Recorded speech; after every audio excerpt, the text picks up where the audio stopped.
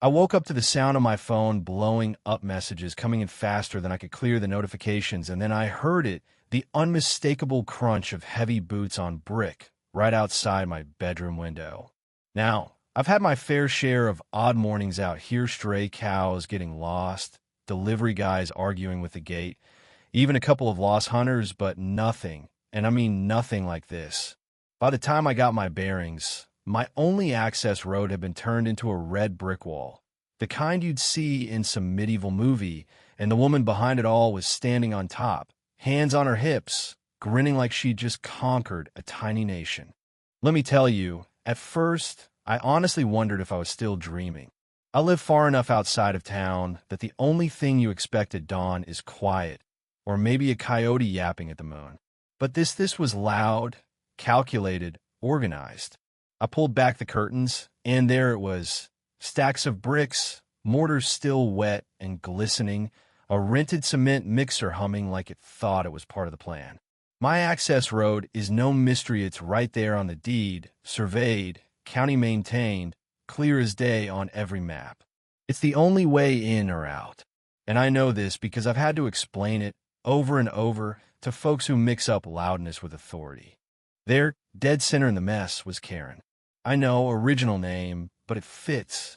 She's the kind of woman who shows up to a construction site in a business blazer, sunglasses, so dark you can see your own reflection, acting like the rules don't just apply to her, they were written by her.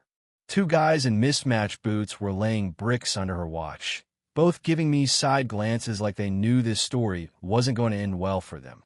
I threw on yesterday's jeans, stumbled out the door, and the smell of mortar hit me right away, fresh, like they'd started just minutes before. "What the hell is this?"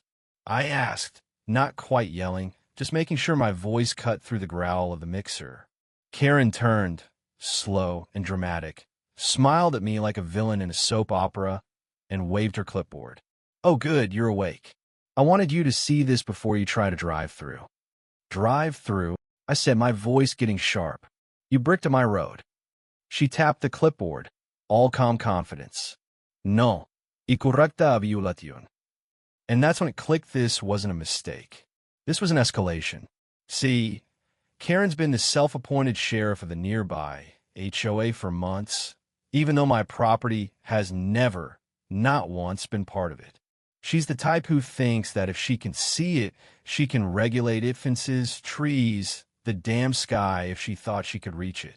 I walked up, stopped short of the bricks waist high, already and still rising. "This is a county easement. You can't touch it," I told her. She leaned in, sunglasses sliding down her nose, and whispered like she was letting me in on state secrets. "I spoke to people, important people. Heard that before, always a friend of a cousin who once shook hands with someone at zoning." "You didn't," I said. She smiled wider. "We'll see." That's when I pulled out my phone and started recording. Not to go viral, just because I know folks like Karen rewrite reality if you don't get it all on video. She snapped, "Don't record me." "I'm recording my property," I replied. She laughed, sharp and loud.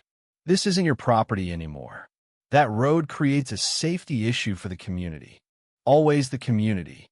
I glanced at the bricklayers. One of them shrugged at me like, "Hey man, I just need the paycheck." "This road's been here longer than your HOA, longer than your house," I said. She flipped a page on her clipboard, like facts were optional.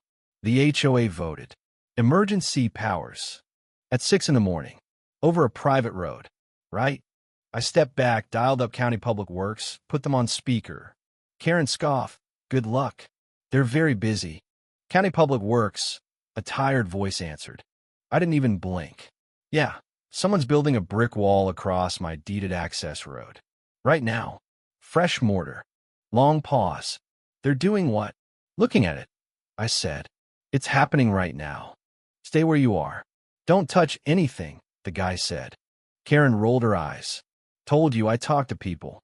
A minute later, the wind picked up. I heard trucks, coming county trucks. 3 of them, hazard lights on. Guys in safety vests and serious expressions. The supervisor walked up, checked the mortar with his finger, then looked straight at Karen.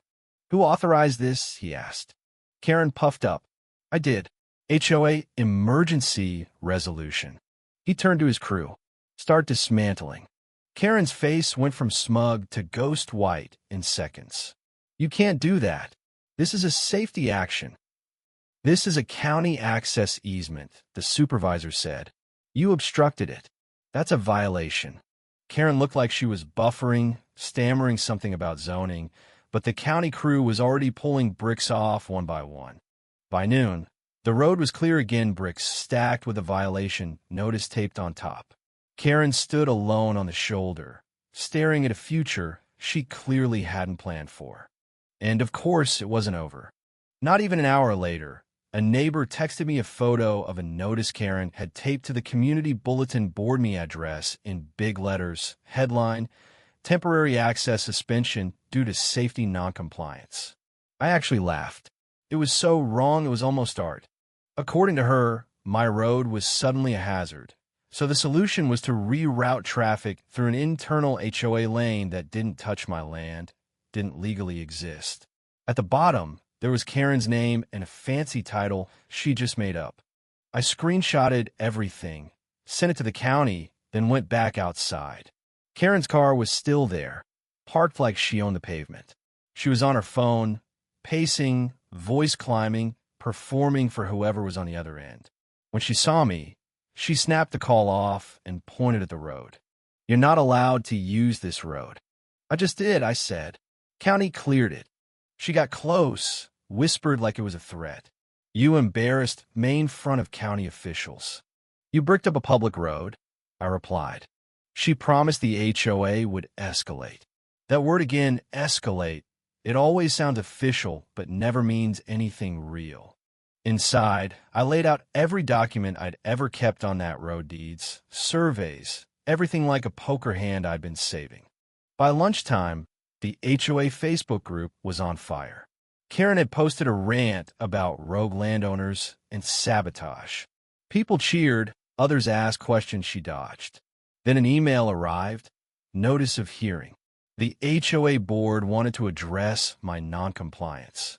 I replied, my property is not subject to HOA authority. That's it. 5 minutes later, Karen called. I let go to voicemail. She left a furious, unhinged message.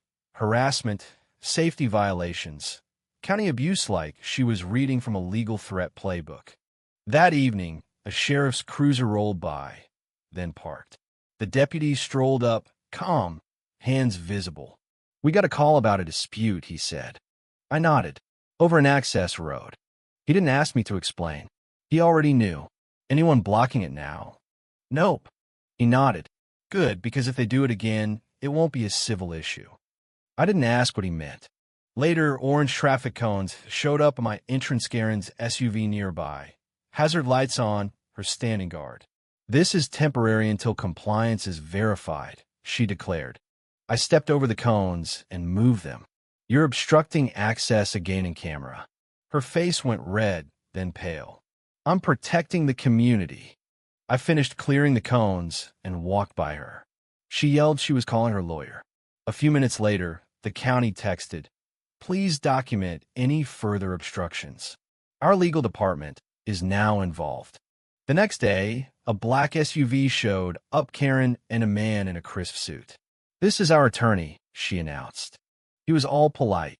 Are you a member of the HOA? No. Is any part of this road within HOA jurisdiction? No. He nodded. And this access road is deeded? Yes. He looked at Karen. That's disputed. Is it? He waited. She hesitated. It's complicated. He sighed. Ms. Carter, you told me this road was internal. It serves the community, she said. That's not what I asked. He turned to me. Have there been obstructions? Yes. Twice bricks and cones. Karen cut in temporary safety measures. Did the county authorize them? He asked. Silence.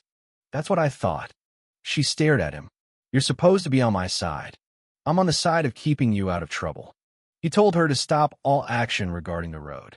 She looked at him like he'd just betrayed her. The HOA meeting happened anyway without me. Residents messaged apologies, questions. Some said they never realized she wasn't actually in charge of my land.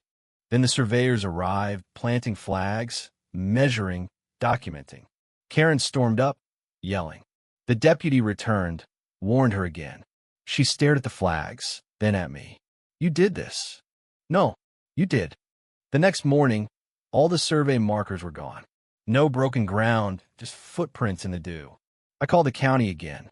This time, they came back with metal stakes, painted lines. Karen watched, pretending she wasn't involved, filming on her phone. You think the county's on your side? She said. They tolerate you. That's different. She followed me, muttering about isolation and control. I told her to stop. She smiled. Public road. Later, I got a certified letter cease and desist, claims of harassment, reputational harm, all lawyered up but nothing provable. The county called. She filed an appeal, says the easement was misrecorded, and requested an injunction to block your access until resolved. I laughed. Can she do that? She can file. Winning's another matter. That night, Karen went live on social media, painting herself the victim, fighting a hostile landowner. The comments were split, but by morning there was a crooked, no trespassing road under dispute sign at my entrance. The deputy pulled it up, told Karen she was out of line. That week, the judge denied the injunction and referred the case for possible criminal interference. Karen's face crumpled in court, her lawyer angry but powerless. But still, when I got home, my driveway was blocked with cars, hazard lights blinking. Karen filmed me, called it a peaceful protest. The deputies ticketed everyone and made them leave. The next day, county enforcement rolled up with the DA's office. They handed Karen a formal notice, a cease and desist, and warned her, any more interference and it'd be criminal. Karen tried to spin it, but no one was buying it. She was unraveling in public. The final blow came from paperwork, not shouting. The county found misused HOA funds rental equipment, printing, legal consultations never approved. The HOA board kicked her out. She showed up at my gate, looking older, asking me to talk to them. I told her, you try to control what you didn't own. Her voice cracked. If you testify, I will. She slumped. You're enjoying this. No, I am relieved. In the end, Karen lost her position, had to repay the funds, was barred from any HOA role, and the county reaffirmed my easement twice. But the true ending wasn't the court or the fines, or even Karen moving out with the help of a moving truck early one morning. It was the silence, afterward the kind you only notice when chaos has been the norm. The road was repaved, neighbors waved again, life settled back to normal. And if there's a lesson, it's this. Power isn't about clipboards or shouting or inventing rules. It's knowing where your authority ends and what happens when you ignore that line. So how would you have done? Was I right to stand my ground? Or does fighting back just create more conflict? Where's the line between standing up for your rights and becoming the thing you're fighting against? Drop your story below, tell me where you stand, or if you've ever had your own Karen showdown. Let's hear it.